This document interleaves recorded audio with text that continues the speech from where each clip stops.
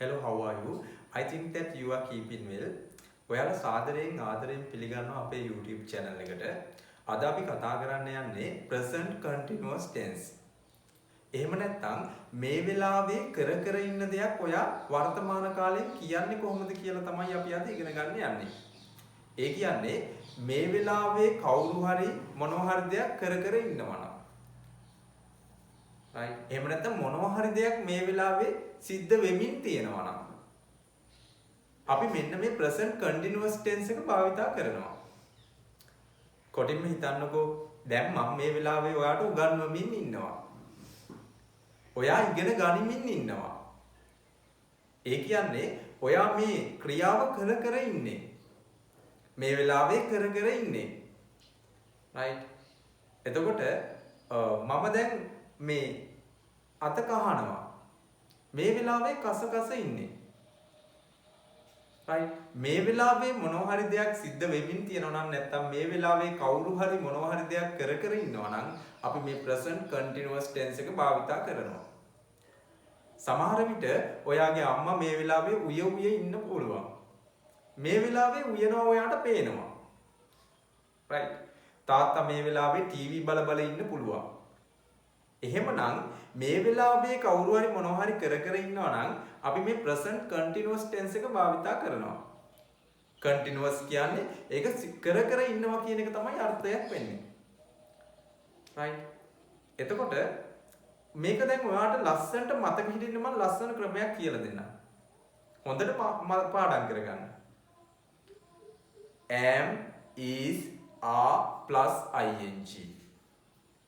am is are plus ing. බලන්න. am is are plus ing. right? එතකොට මේ am කියන පදය අපි භාවිතා කරනවා I කියන කර්තෘත් එක්ක. ඒ කියන්නේ මම කියන කර්තෘත් එක්ක am කියන පදය විතරක් භාවිතා කරනවා. එතකොට is කියන පදය සියලුම ඒක වචනත් එක්ක භාවිතා කරනවා. ආ කියන පදය සියලුම බහුවචනත් එක්ක භාවිතා කරනවා. දැන් මේ ing කියන්නේ අදාළ ක්‍රියාපදයේ අවසානයට ing එකතු කරනවා. right? හරිම ලේසි. අදාළ ක්‍රියාපදයේ අවසානයට ing එකතු කරනවා. දැන් අපි කියනවා මම මේ උයනවා. එහෙම නැත්නම් උයමින් ඉන්නවා. මට කියනවා I කියලා. එතකොට මමත් එක්ක භාවිතා වෙන්නේ am කියන පදය. I am උයනවට cook. I am cook කිව්වොත් වැරදි. ක්‍රියාපදයේ අවසානයේදී අපි ing එකතු කරනවා. එහෙමනම් I am cooking. I am cooking. right? I am cooking. right? මගේ තාත්තා TV බලමින් ඉන්නවා. දැන් මම බල ඉන්නවා. right? මගේ තාත්තට කියනවා my father. right?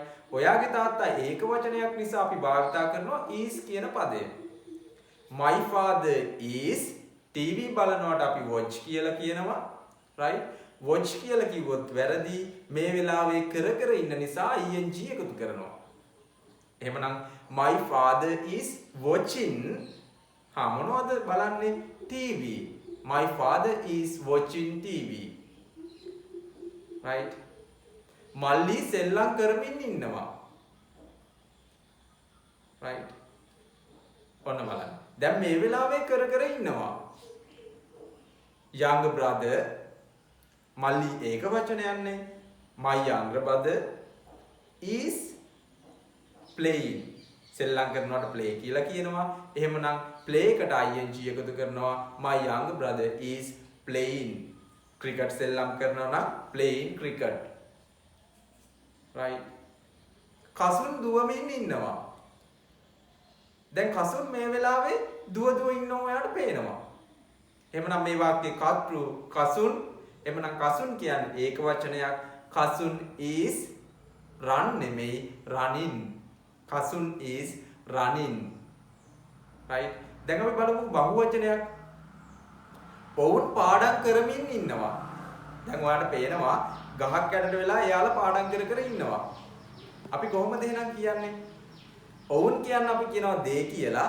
එහෙමනම් they ඔවුන් එක යෙදෙන්නේ am යෙදෙන්නෙත් නැහැ, is යෙදෙන්නෙත් නැහැ, are යෙදෙනවා. එහෙමනම් they are studying. නැත්තම් පාඩම් කරනවා නම් reading. මොනවා හරි කියව ඉන්නවා නම් reading. Right? They are studying. ඔවුන් පාඩම් කරමින් ඉන්නවා. මොනවා හරි පොතක් කියවමින් ඉන්නවා නම් අපි කියනවා they are reading. They are reading. Right? මෙන්න මේ විදිහට ඔයාලට present continuous tense යොදා ගන්න පුළුවන්. Right? present continuous tense කියන්නේ හොඳට මතක තියාගන්න මේ වෙලාවේ කර ඉන්න දෙයක් කියන විදිය. මේ වෙලාවේ මොනවා හරි කර ඉන්න විදිය කියන එක. Right? මේ හැබැයි මේක මේ වෙලාවේ ඔයාලට පේන්න ඕනේ කර ඉන්නවා. Right? එහෙම වුණොත් තමයි මේ present continuous tense ඔයාලට භාවිතා කරන්න පුළුවන්.